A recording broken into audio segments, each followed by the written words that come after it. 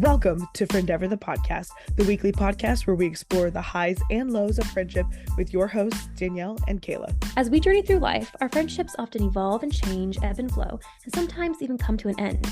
Danielle and I are lifelong advocates for the power of friendship, and we are here to guide all of us through the many challenges and joys that come with building and maintaining strong, meaningful connections with those around us.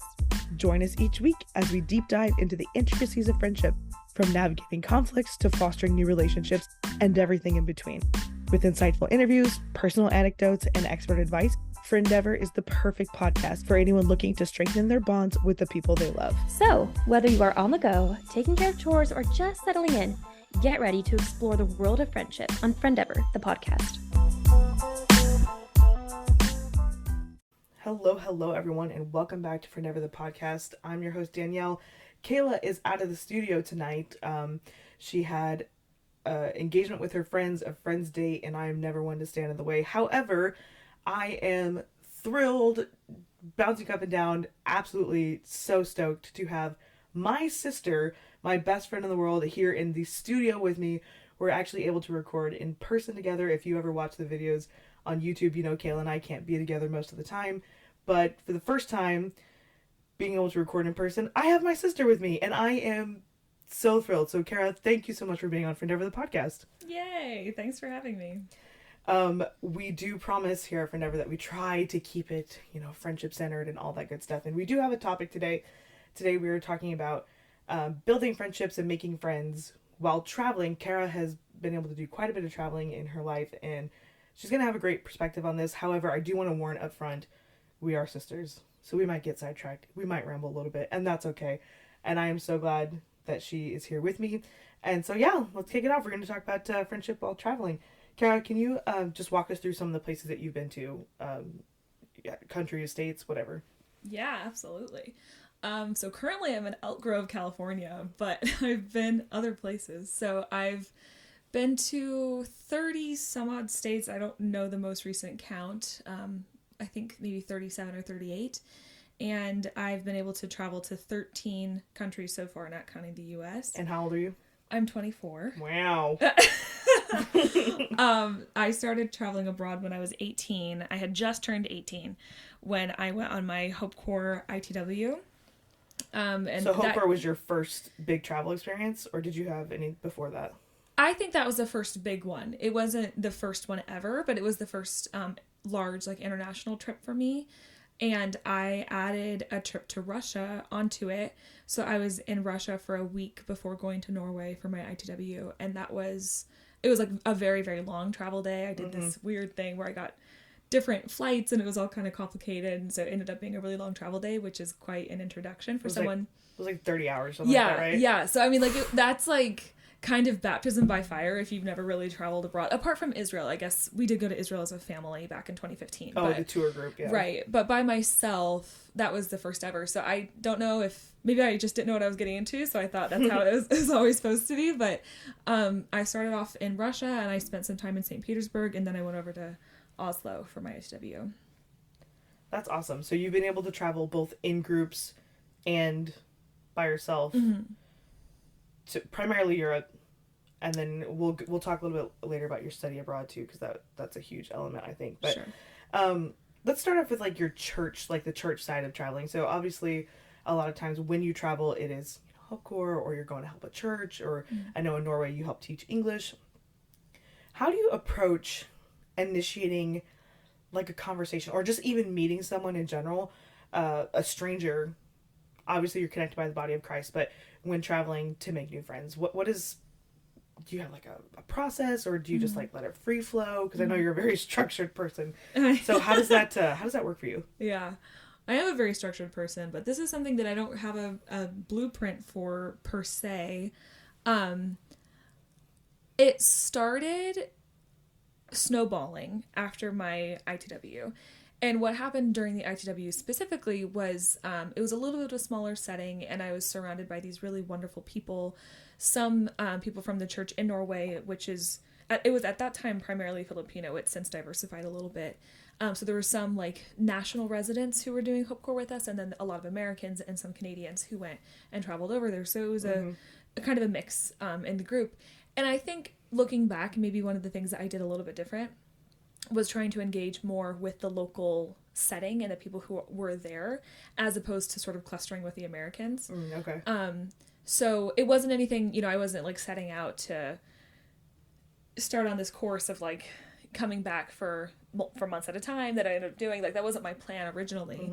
But it was sort of inspired by the relationships that I built in a very short period, you know, in like a week. And of course the people there, I can't take credit for that, because the people were so incredibly hospitable and welcoming and curious. And so they were willing to learn about me, and I very much wanted to learn about them. So I think when you have that connection with a group of people, you don't need to be afraid of the, I don't know, I guess like the unknown of talking to a stranger or somebody you've never known, because there's a lot of mutual curiosity and interest, and you can build a lot from that.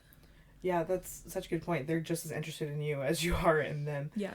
And I think a huge advantage for us, and I was dwelling on this either yesterday or today, about the community within the body of Christ. Yeah. Not only your local body where you have your support system and you have, like, for example, you know, if you don't know what to do on New Year's Eve, then you've got friends in the church who are throwing a party and you're always welcome there. And the support you have in your local church, but the international body of Christ, where you're connected not by language, not by common, you don't work the same jobs, or you have a small family and they have a huge family, but the fact that you're both filled with the Holy Ghost and you both have the same purpose here on earth to reach the lost. And so even if you are scared, you're like, oh, I don't even know, they're like from a different culture and I don't know how to talk to them, and oh, maybe you're scared of a culture or something like that, the body of Christ supersedes all of that. Oh, absolutely. And you have the mutual interest, if you will, passion, purpose that brings you together. Yeah, no, there is no better equalizer and unifier, and I say those two words distinctly because I think it's two different concepts, than the Holy Ghost and being in the church and together. And actually I've spoken to missionaries before who said that they teach the saints in their churches that this isn't about your culture or my culture, but it's about kingdom culture, like God culture. And that's a way to connect with people, and it's a way to get people to trust you and build relationships despite the human limitations we might naturally place on things. Yeah, because we even see divide, not the way that, you know, liberalization has it in America, you know, with how they define race or whatever, and how they're constantly trying to pit people against each other, but just natural distinctions and people who are scared of that and who draw lines in their local church or in their community. And it's like, if you can't conquer your own home area, how are you going to be comfortable going to these places and traveling and trying to meet people, even if you're going for vacation? Like, maybe you're not even going for a church thing. How are you going to try to even engage with someone? Maybe you don't want to go and make friends in Italy if you're not there for a church thing, but how can you even greet them, you know, at the shop if you're scared of something? Yeah, no, I definitely think that fear is not a necessary feeling most of the time when traveling. I've never, like, apart from just being aware of your surroundings and you're out in public, but when you're coming to working with people and meeting them and collaborating on things, that just doesn't produce anything. I don't think that would be fruitful for relationships. So I think if you get to a point where you establish camaraderie with the people you're with, especially if they're in the church, there is just no place for it. I don't even think it becomes a thought anymore in my experience. One of my favorite types of testimonies outside of salvation is someone who was kind of trapped in that fearful place in their own life, and then they broke out of it and they took the leap and they went somewhere. Maybe it was Hope Corps, maybe it was a short-term mission, maybe something like that, and then they come back and their life is changed. I mean, how many times do we see on Instagram that someone's like, oh, this country has a piece of my heart? Well, why? It's not just because you feel a call to that country, but because it changed something within you that made you a stronger, healthier person and destroyed that fear that was within you before. I just love seeing that. I love hearing the testimonies. I like how you said that it's not just because there's like a call to that country, because I don't think everyone is called to be a missionary. I don't think that I'm called to be a missionary, but I do think that everyone is called to reach beyond themselves. Absolutely. And that could be, you know, around the world, or it could be in your own local community. But the more you allow yourself to be exposed to things you don't know, the more you admit how much you don't know. Yeah. And you're willing to learn and be open and be gracious and patient with yourself and with others in learning past differences, the more qualified you are to serve the kingdom to the best of your ability in the most diverse capacity. I love that. I know you've listened to some episodes, but obviously, I didn't say this in the beginning, but Kara's in law school. She's halfway through, and so her schedule, I've actually been wanting to have her on for a while, but she's incredibly busy. She's in law school, she's working for the kingdom, and the first day of her winter break, I was like, hey, you gotta be on the podcast. So she's here, not against her will, but forcefully enough that's why she's here. But so because she's so busy, she doesn't, she'll listen when she can to the podcast, and obviously that's okay. But you might not know this, Kara, but I found out that I say the word absolutely as my go-to response way more than I ever realized IRL. I guess I do this in IRL too. You only do it when you're being serious. Well, this is a serious time. Oh yeah, podcasts are serious business. But you don't go around just saying, Absolutely. Yeah. You have other things that you say instead. Don't bust me out to my podcast listeners. Kara also has an amazing reference game, and I'm guessing there's going to be a point in this that she can't hold back and she's just going to bust out an Odyssey. So probably. Any Odyssey fans out there, if she does an Odyssey reference, which I think there's a 99% chance, if you email me what episode of Odyssey she got that from, I will send you a free shipping promo code for Friendeavor, the website. I might even Quality send you... but cheap.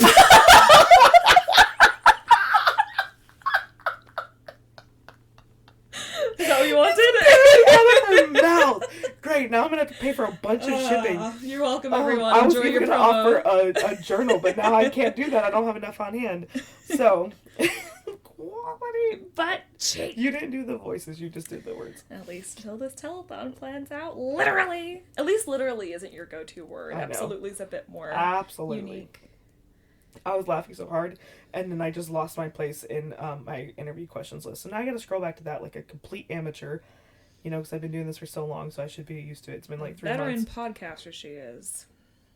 So you've not only been to like Europe and the Middle East, you've also been to the Philippines, which is a highly populated country, and you met a ton of people there. Yeah. And I don't want to limit you to just here, but have you ever faced a challenge or a cultural difference when you're making friends? And I specifically pull out the Philippines for this one because it's not Western culture, So does anything come to mind for you for that? And if not, can you share a success story, or maybe one of each? Like how you were able to facilitate a friendship, or you had to navigate through something like a language barrier or something like that.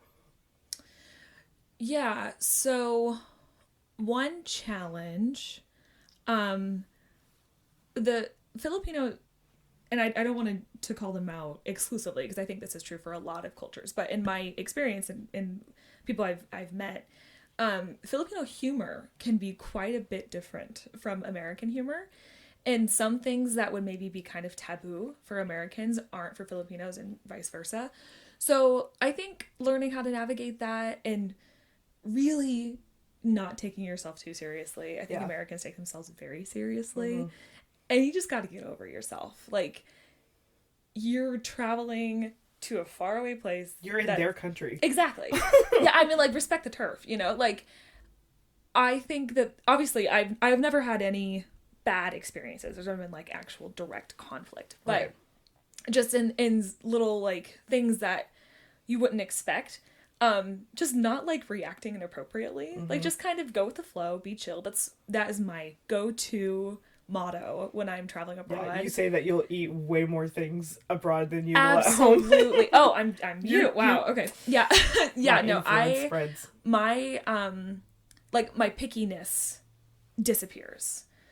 the only thing I would not eat in the Philippines is balut, but if anyone knows what that is, I think you would agree. Do not explain what that is. Yeah. I cannot handle to hear about it again. That's the pickiness I'll maintain. But other than that, you just have to be gracious, and you really have to be thankful for what these people are doing for you. And I've been in the very like blessed position to travel with people. So I have friends who live in the Philippines, who live in Europe and in the Middle East, and I went to Honduras, and you just know people personally there.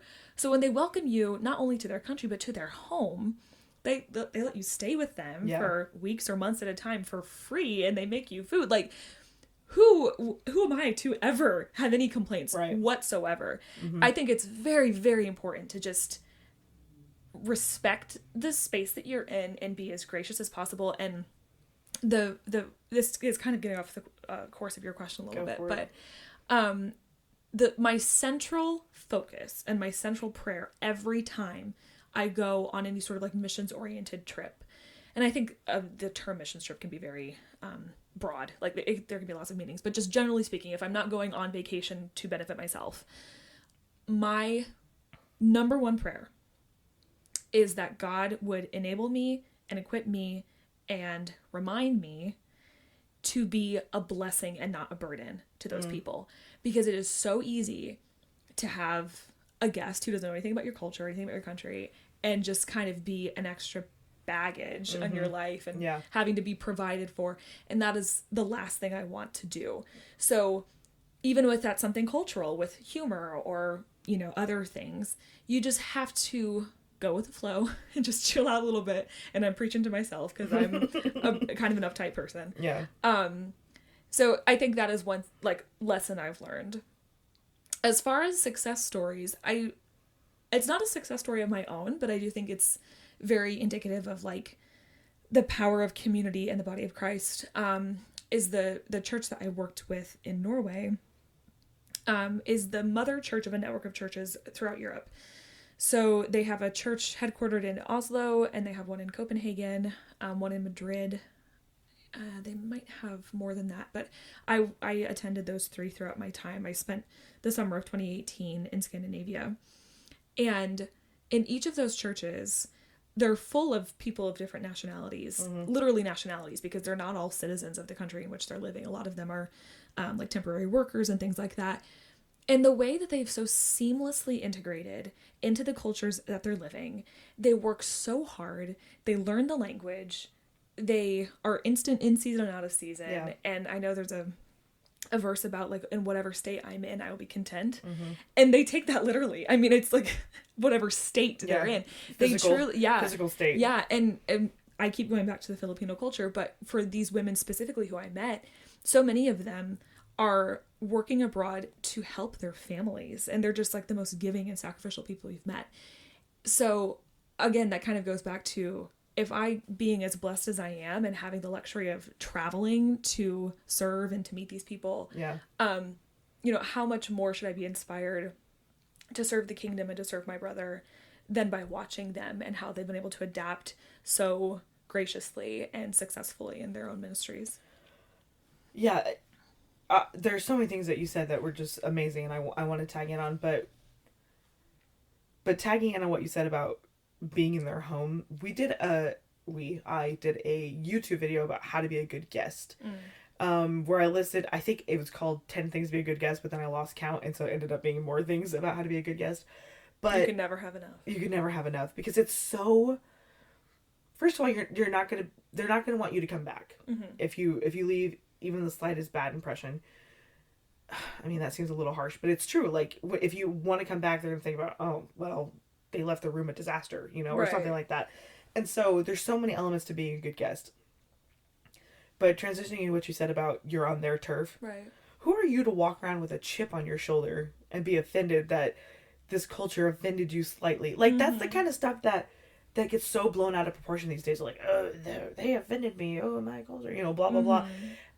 But it would be you going into their country and like, okay, so yeah, you might not agree with the joke, especially the joke at your expense.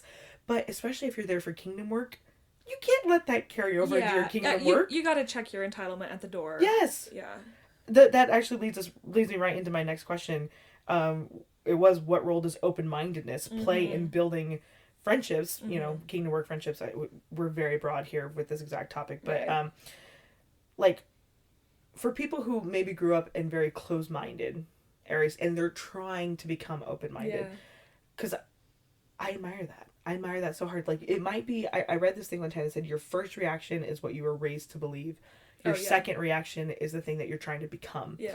So for the person out there who's listening about who wants to become, and open-mindedness it's a lot of terms are just convoluted these days and are used for the wrong agenda, but for the truth of open-mindedness, like acceptance for the body and all that stuff, how can someone like cultivate an open mind, maybe even before they step on other soil or traveling or while they're there?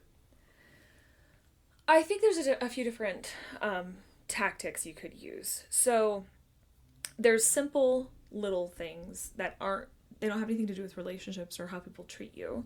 There could be, you know, like maybe the bed you're sleeping in or something like that, like little physical comforts, practicing flexibility.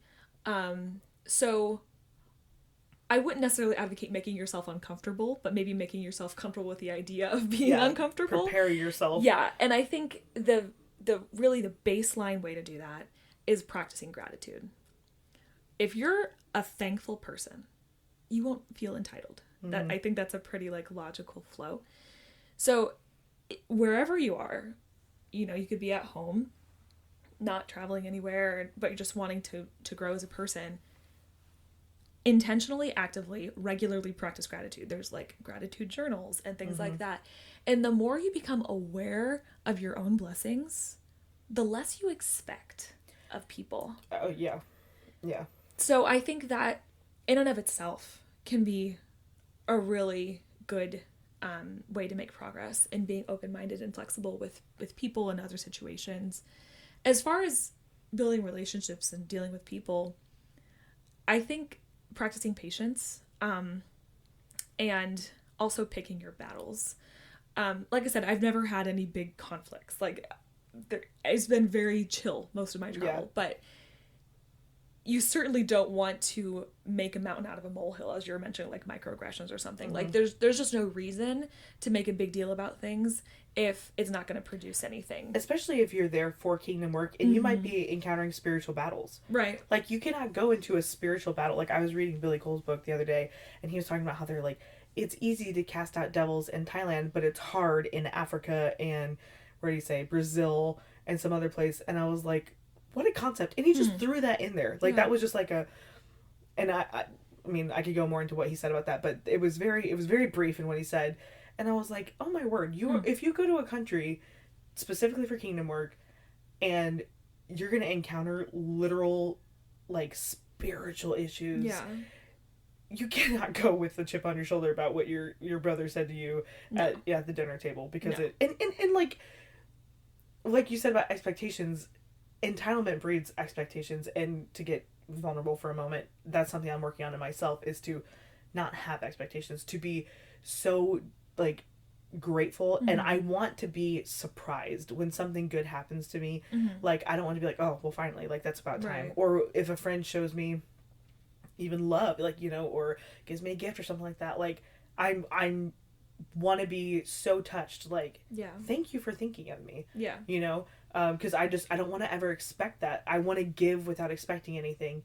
I think that's a lost virtue in our culture, because our culture so heavily and dangerously prioritizes self-care, self-love, self-acceptance, self-celebration, and that is not biblical. The Bible is about loving your neighbor as yourself and serving God first. And, you know, you should love the Lord your God with all your heart, all your soul, and all your strength. And I don't know of anywhere where the Bible really glorifies self. Never. So I think that's a way bigger picture concept than just one person who's trying to break past their own bounds. But it does start with the microcultural changes, and, you know, Lord willing, it would turn into a macrocultural movement. But that is something you have to actively fight against, and you have to be countercultural. And that's just part of living out your faith, especially now, maybe now more than ever.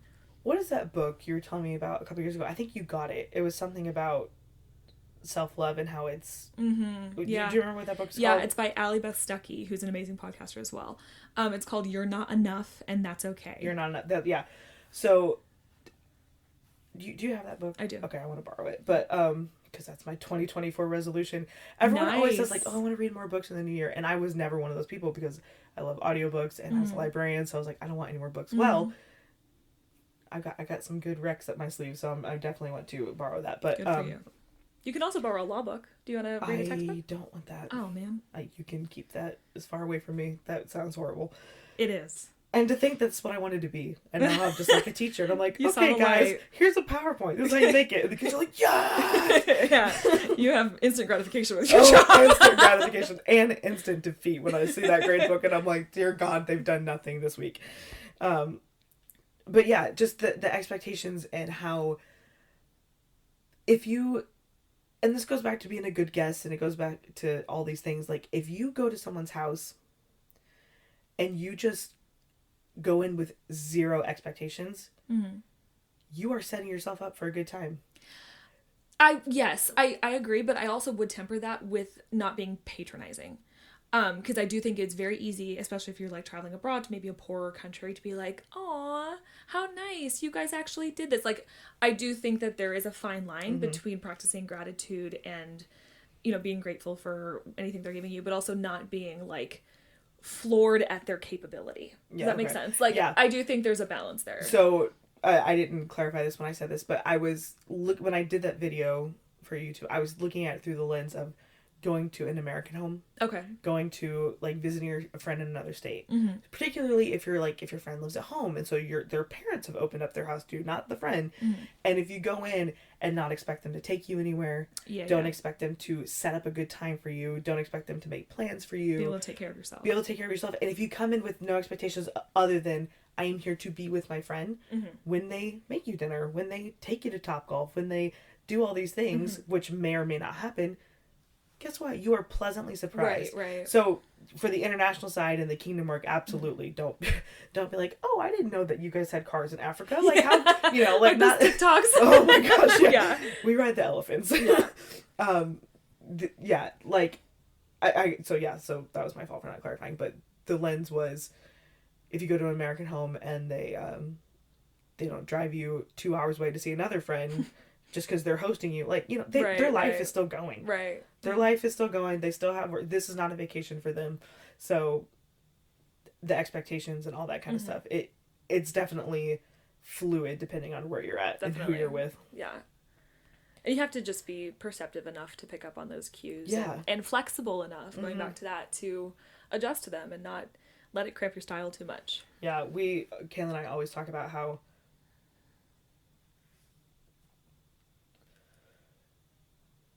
whatever we talk about on the podcast is like gray area. So the things that are black and white are truth, and there's things that are non-negotiable. However, the stuff that we talk to applies to so many people in so many different situations. So if you are going to someone's house that's like your grandma's house, the expectations are not going to be the exact same as if you're going to your friends, your conference friend's house, So there are just some general good rules of thumb, but everything that we talk about applies to your situation in a unique way. And we're not going to spend all this time covering every single end of the spectrum, but what works for you and what will fit for you. But by and large, friend to friend, traveling buddy to traveling buddy, that kind of thing, what the general rules are. They're benchmarks. Yeah, to being a good guest, and for someone who wants you to come back to their home in another country or something like that. Is there a time that comes to mind for you where you had to like step out of your comfort zone? Maybe it was a ministerial thing, or while you're thinking about that, I was thinking yesterday about how when we were in Norway, because when Kara was in Norway in 2018, and then one of my biggest trip that I ever took was I went to London by myself, and then Kara and I met in Paris, and then we spent a few days in Paris, and then we went to Norway. And when we got to Norway, we landed, and she had already spent the summer there the year before, and we were at the train kiosk, and there's this old couple next to us, and they're like trying to figure out how to use the kiosk thing. Mm-hmm. And were they American? Yes, Okay. yeah. And I was like, I had no idea. I was completely depending on Kara because she had done it 1,000 times, and I didn't know. And then the old lady saw that she was just like beep, boop, boop, boop, going on our kiosk, and she's like, "Can you help us?" And so Kara stepped over and like bought their, took care of their transaction for them. And what a flex. Yeah, it was a huge flex. But so that was inside your comfort zone. Right. But what's an instance of you stepping? Basically a dual citizen. You are essentially a dual citizen. But I'm not a socialist. So probably the most distinct example. I'm glad you threw that in there. Just for you're clarification. Yeah, you're welcome. She's not a socialist. Yeah. Okay. Yeah. The most distinct. What Fun were you saying? So I was mentioning earlier that there's like a network of churches out of Oslo, and one of them is in Madrid. And my host, who I love so much, took me to Madrid with her, and we were there for a few days just trying to bless the church and kind of check in on them and do whatever we could for them. And they had me preach. Oh, hallelujah. I kid you not. And if you know me for 1 second, you know that I am not a preacher. Okay? I do like the most behind the scenes stuff at church. Like, I'm barely in the choir. That took some arm twisting. I run my fingers still hurt from twisting your arm to join. I run the light board. It's in like the very, very back of the church. You could not get any further and still be in the sanctuary than I'm the like light a board. Sunday school helper, not the Sunday school teacher. Like, that's just not my vibe, okay? But they literally had me preach. So that pretty solidly got me out of my comfort zone. Do you remember what you preached about? I forgot the reference. I think it's in Jeremiah, but it's the verse that he gave some apostles and preachers and teachers and all of that. Ephesians, is that Oh, Ephesians? I don't know. Wow. Oh gosh. I think This it's is showing Paul. how I'm not at all a preacher. Yeah, it wouldn't be the Old Testament. I don't know. This is embarrassing. It's been a while, and you've only preached once, so it doesn't matter. Yeah, and I'm never preaching again. Did they spring that on you? Like, did they the day of, or No. I don't remember actually. I don't think so. Maybe it was a few days before. But anyway, yeah, I just preached about that, and I was just kind of preaching about like the structure of the church and like the body of Christ and in season and out? That is literally what that means, is to be prepared to preach in Spain if you called upon. At least they knew English. I mean, if I had to try to preach in Spanish, that would have been a different issue. So, because I was able to go with you to Norway, I got to meet some of those amazing people that you're talking about. How are some ways that you like maintain connectivity with people that you've met in your travels? This is so basic, but social media is like a huge one because it's really hard to just like remember to text somebody every day, like that kind of thing. So there's a lot of that, like when there's major life updates, just commenting on their posts or like DMing them, be like, oh, I saw this or that or whatever.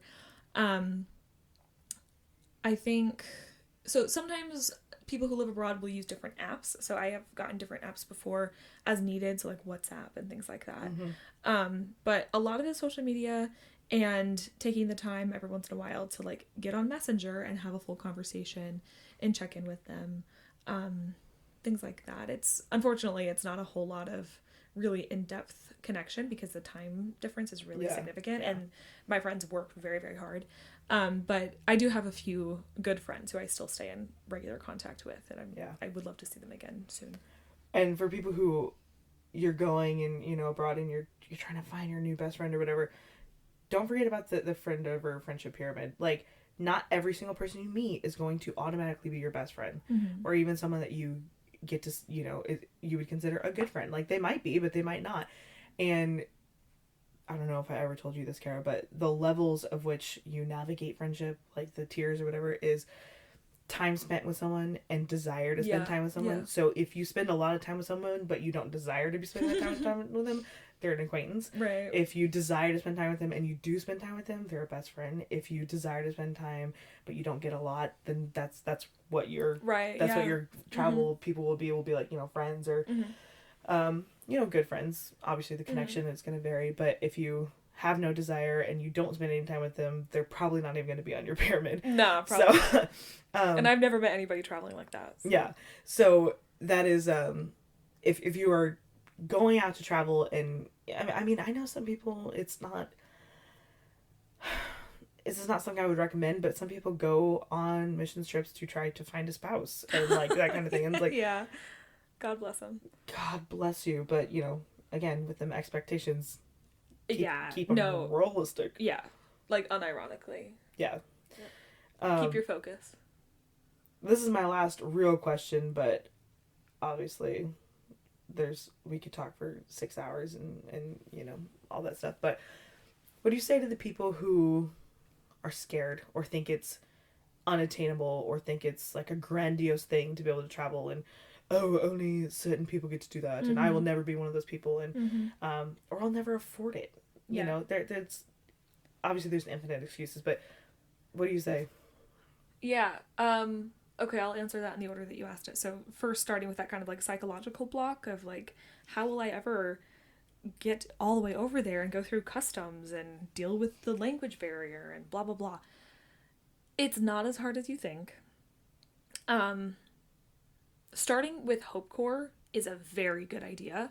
It's a really great introduction and can kind of ease you into being in like a faraway land but with some familiar faces. So if you're really scared, like, try Hope Corps for a myriad of reasons, and that can be one of them. And if you don't know what Hope Corps is, I will put in a link in the show notes so you can check that out. It's a program through Wilson University where you take, I think it's 4 classes now. It used to be 6 when I was in it, but 4 classes with like biblical studies and that kind of thing.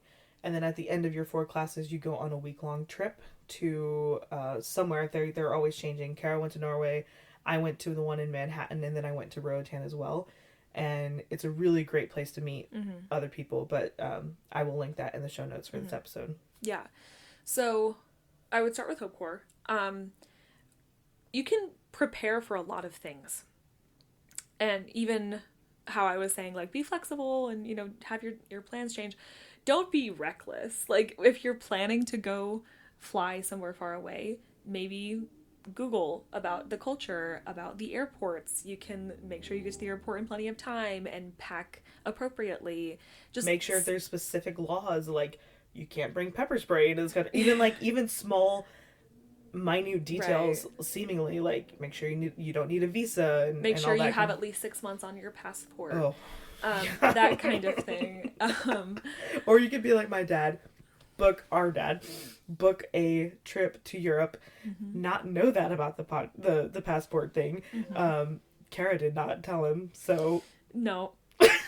She did tell him, but he forgot, and so he had to go the day before their trip. I told this man that's the rule, and he said nope, and he said nah, and then Brett told him a week later, and he's like, oh no. If Brett said it, okay. Anyway, off my soapbox. Yeah. So like check. You know, be smart about it. Yeah. Don't like if you're like me and you over plan to the max, tap into that skill set for the logistics and then, you know, maybe settle down a little bit once you get there. But if you're concerned about like that kind of thing, just do your research and be prepared. Bring extras of things if you need to, things like that. But I think probably the bigger barrier for most people is money, and time. So one thing I would recommend for someone who's just starting out, if you're younger, is to start young. I would not suggest being like, oh, once I'm married and I have 3 kids, I'm going to go travel to New Zealand for 6 months. Like, not a lot of people have the luxury of doing that because most people have to work and go to school and do whatever else. It's promoted a lot these days as family travelers and stuff, but they are such a slim percentage of the population, but they make it seem so normal, and it really is not. No, it's not. Which there's nothing wrong with it. It's just probably not going to happen for most people. Yeah. So I would definitely recommend, if you're a young person, if you're a teenager, go travel. Talk to your parents. Maybe they're a little bit nervous. Maybe start with Hope Corps, as you mentioned, to kind of like get your feet in the water. But I would suggest starting young because that's when you're most flexible. And of course, you might say, oh, that's when I'm most broke. And you would be right, probably. Yeah. But in my experience, the way I made it work was I chose to do community college before I transferred to my 4-year university for undergrad. And instead of doing in-person community college, I decided to do it all online. And it still transferred just fine. I graduated from the University of California, like a good school. It wasn't anything inhibiting my education, but I was able to Bears. Go Bears, California Golden Bears. But I was able to work full time while going to a community college online, so I could save money from work.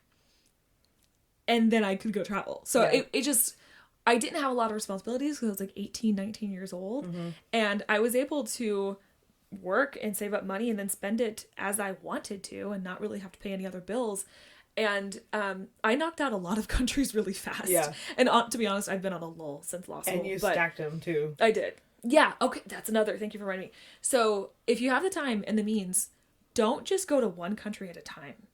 Like, and definitely spend take it all your money in one, like just Paris or something like that. Yeah. Yeah. I mean, especially if it's someplace that's just kind of like, you would go there anyway, I guess. If you have the chance to go to multiple countries or cities or whatever in one trip, totally take advantage of that, especially if you're in Europe, because it's much more navigable in Europe than it is here to take trains and buses and stuff. So I guess just like get creative with saving your money and then spending it wisely. I've never stayed in a hostel, and I probably wouldn't because I don't feel safe as a single woman.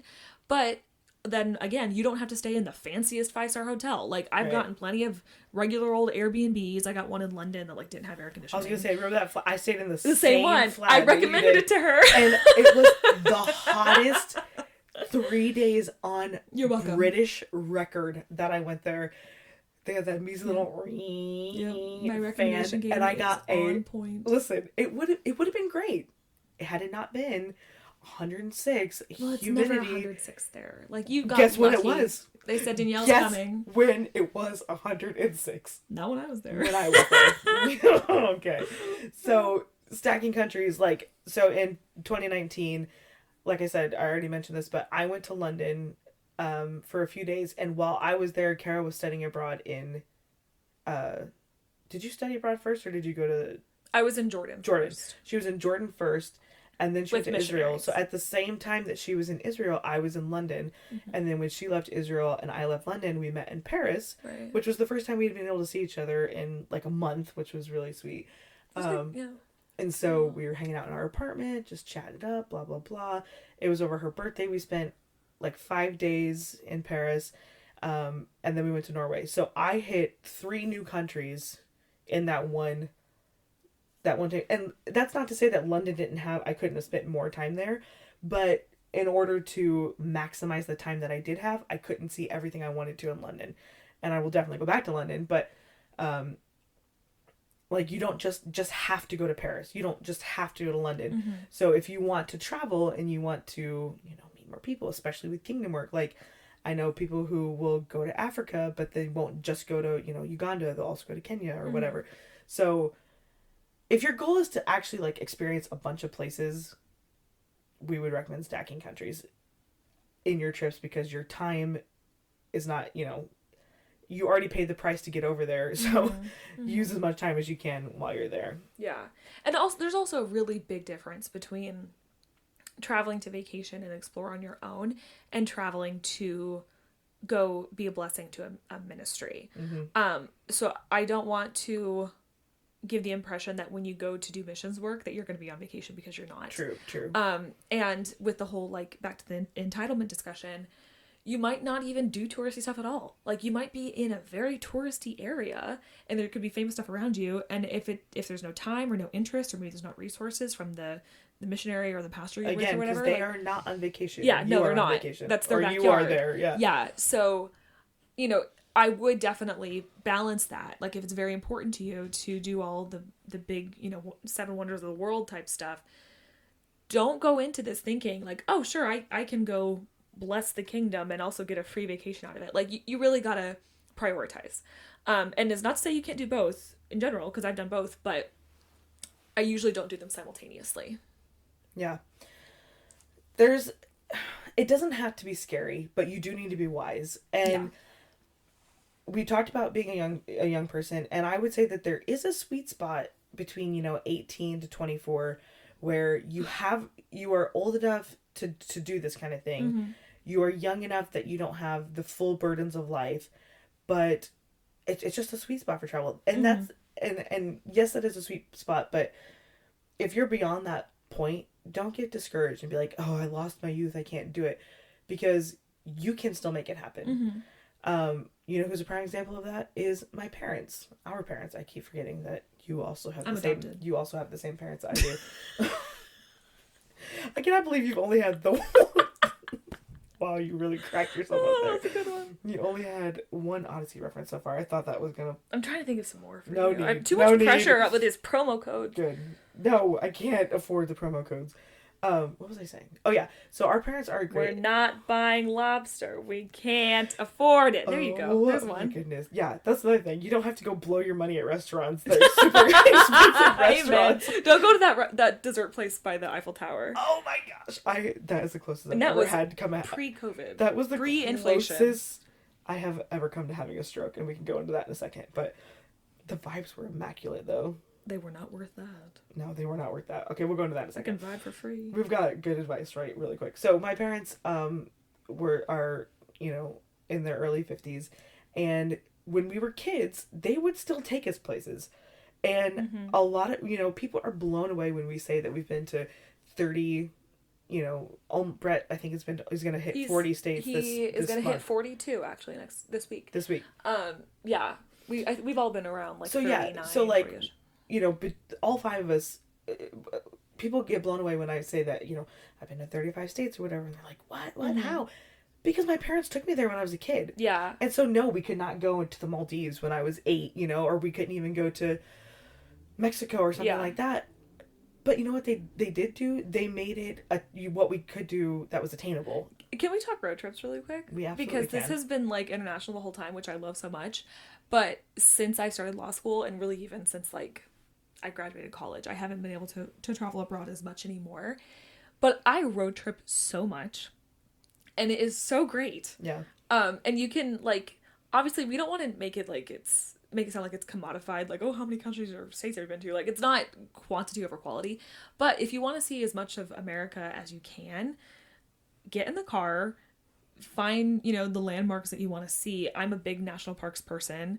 So in 2022, I went to like 4 national parks. Are you wearing a national park shirt right now? I am. Wow. Rocky Mountain National Park. It's so perfect. This is that. from last year. Look at that. Yeah. So we did the epic road trip. That's what it's been labeled. For like 3 weeks. And we went to 4 national parks, and we went through 5 states, I think it was, maybe 6. And it wasn't all that expensive, with a group of friends. So you guys acted like it when you were booking it, but by the time it was over, you're like, oh, that was amazing. It's free once it's done booked. It's girl math. Yeah. Girl math. But anyway, all that to say, like, you don't have to go jet setting off to South America. You can, explore your own place and go with friends or family or both. And if there's people in your life who can do the jet setting, please don't get discouraged by them, okay? Because not everyone is in a situation where they can do that kind of stuff. And so it goes back to contentment, being content in all things. Absolutely. Do what you can now while continually working towards doing what you want to do. Like, you have to have goals. Yeah, don't resign yourself. Yeah, if you think, oh, I want to go to Hawaii one day, but I'll never be able to because it's across the country and it's across the ocean, so I guess I just won't go because it's so far away. Okay, well, why don't you, instead of taking a week-long trip to Disney World, take a week-long trip to some other place and save that money? Right. Why don't you, like, I don't know, it's attainable. Everything that you want to do is if you work for it. Yeah, the only one who can change your mindset is you. So if you've already blocked out the possibility of doing something, then it's not going to happen. But if you think like, okay, I want to do this, then you'll be able to see spaces in your budget, spaces in your calendar, whatever the variable is, to make it work. And it doesn't have to be this summer, quote unquote, this summer. Absolutely. It could be next summer, but you got to plan for it now. You got to cut down your budget now. I think back to some friends of ours who, they're very faithful listeners, by the way. They are. I don't even know who you're talking about, but that's to know. precious. I don't want to say their names in case they don't want me to share this, but who had never really done any traveling.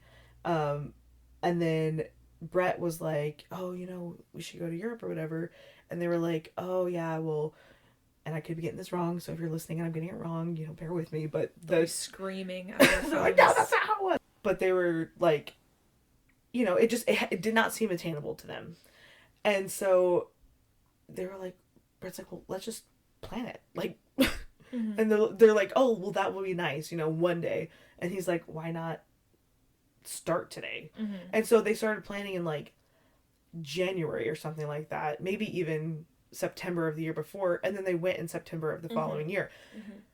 You know, this mentality of, oh, you know, well, one day that'll be nice. Okay, start today. Start today. Even if it's a 2-year planning process. I mean, I wouldn't want to wait 2 years, but that's kind of how it has to be sometimes. Like, it's not always going to be instant gratification. It is always good to have a goal that you're working toward anyway. I think that's just a good exercise. So even if it does take a while, that's a fruitful process. And also that, you know, that classic Bishop Wilson line of you're going to be however old. Oh, you know, I love that. Yeah. With or without having this degree or doing this experience or doing this ministry or whatever, you're still going to get to, you know, 1, 2, 5 years down the line. So wouldn't you rather get to those times in your life having something to show for it? And it's not even so much like, it's not to brag. It's just, it's to make yourself a better rounded person and to have those experiences. And this is cliche, but there's the whole thing about who you are, I think in the next 5 years or something like that, is the... They've heard me say this so many times. So basic, right? But like, still, it's true. The books that you read, the people you meet, the places you go. So if you have this time, which is, you know, the most like precious and fleeting gift, why not use it as productively and fruitfully as you can, developing yourself as a person, especially if you have the flexibility and the free time, if, you know, you're single or maybe you don't have kids yet. Just take advantage of the opportunities and the seasons as they come. And when the seasons change and your abilities change or your schedule changes, then pivot and switch to road tripping or switch to some... This goes beyond travel. It can go to ministry and hobbies and education. It applies to anything.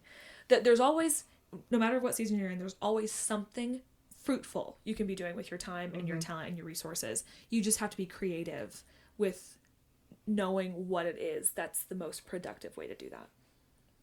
You know how preachers say, I'm going to kill this devil real quick before we move on? Yeah. Unfortunately, we're not going to kill a devil. We're going to just kill an attitude really quick.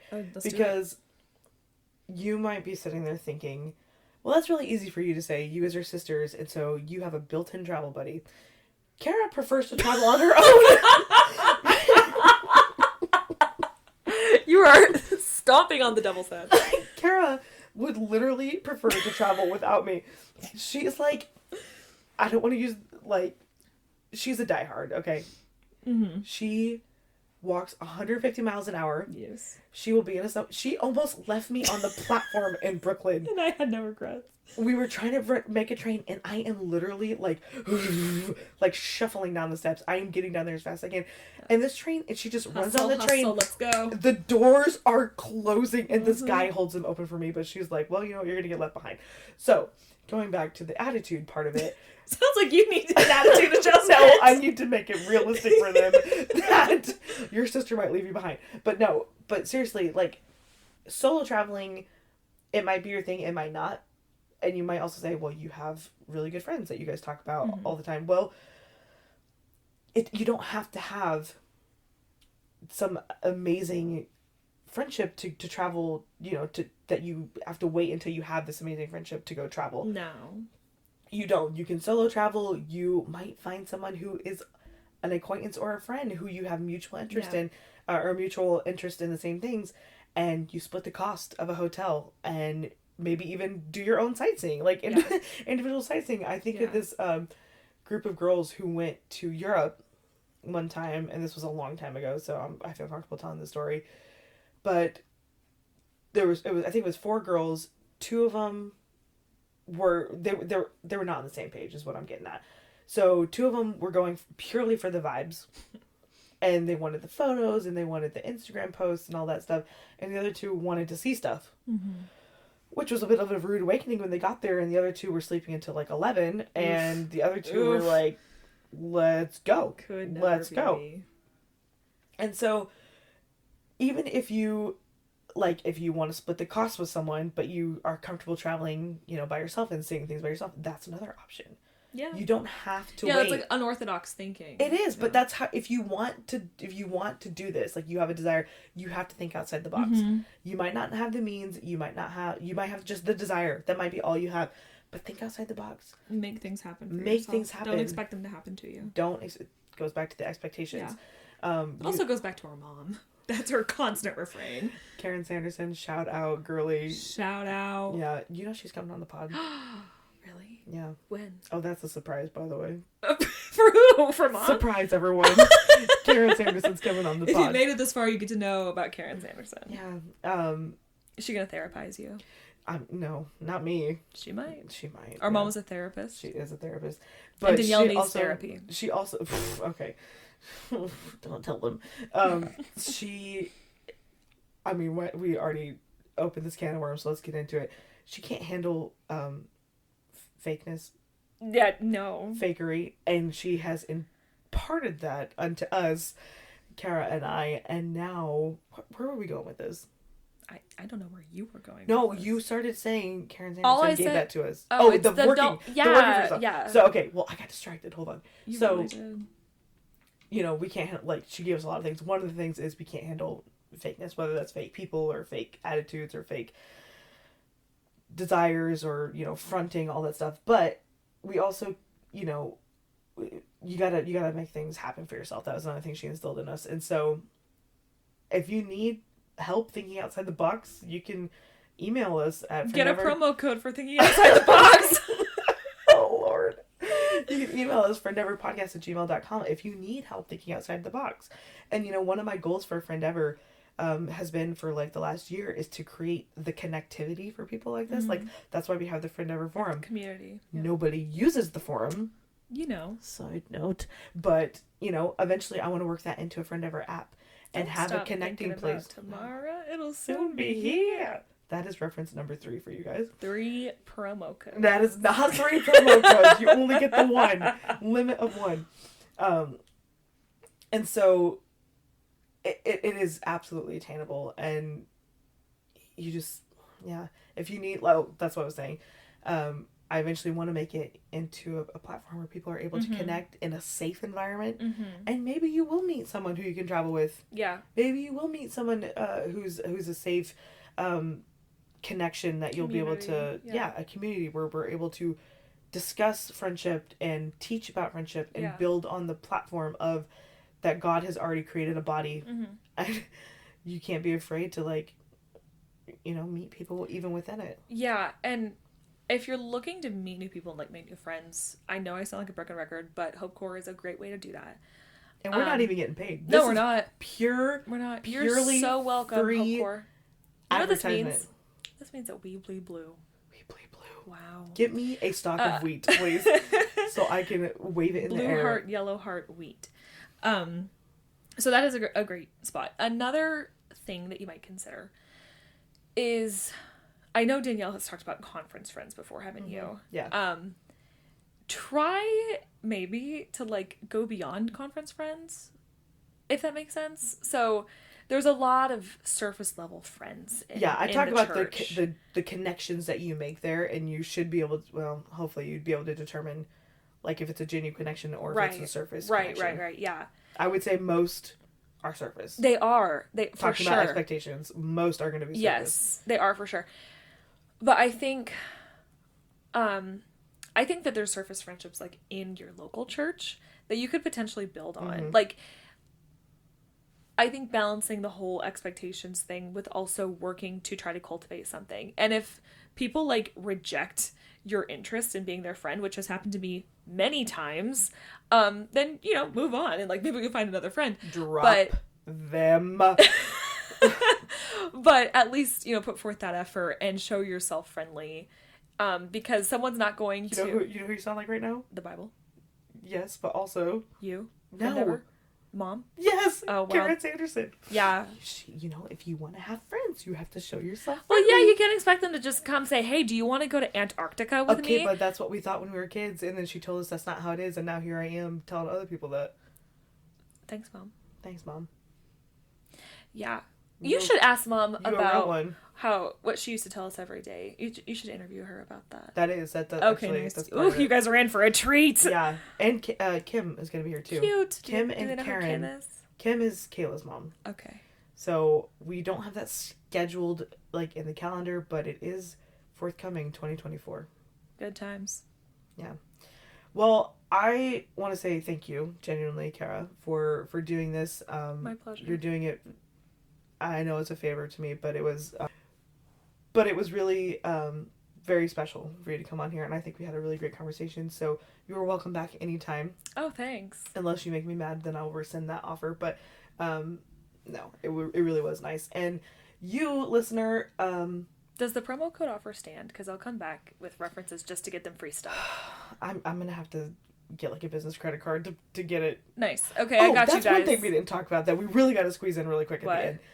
If you are in that 18 to 24 spot, do not be stupid with like credit cards. Amen. And like max them out to be able to travel, Oh my word. Yeah. especially if you're just traveling for the vibes. Oh my word. And Yeah. if you're just for the Instagram, like I cannot. be But smart. it's okay. Yeah, don't be an idiot and don't like live beyond your means. But if you're going to travel and you have the money to do so strategically and Yes. get yourself some Yes. points while you're at it. That's another Karen Sanderson thing. Get yourself some money for your I might money. as well be interviewing mom right now Yeah. because you are Hey, officially here. Mom, But can you that- come in here? She would bust it. But that is something like that's a whole nother topic, and there's plenty of people out there who their entire platforms are Yeah. travel hacking. So look into those too. Be smart. If you're gonna put it on a credit card, have the money to pay the credit card off. Preach it. But if you're gonna spend $1,000 on traveling, why don't you get 10,000 points or whatever from your favorite airline? We just high-fived while you're doing it. So, okay. Anyways, It's getting late. that was a tiny little soapbox I need to jump on. But again, I thank you, Kara. You're welcome. And we are entering into a 2-week break for Friendeavor. For the holidays, Kayla and I are going to be spending it with each other, obviously, because our own family is having Christmas, and then we're going to Tahoe, and it's going to be really great. So we wish you a wonderful, wonderful Christmas, and if you're comfortable sharing your Christmas memories that you made with your friends this year, we have a Friendsmas coming up ourselves. Shoot us an email, DM us on Instagram, at Friendeavor, and we would love to hear from you and hear about your experiences. So, Yes. thank you so much for tuning in, and we will see you in 2024. Happy New Year.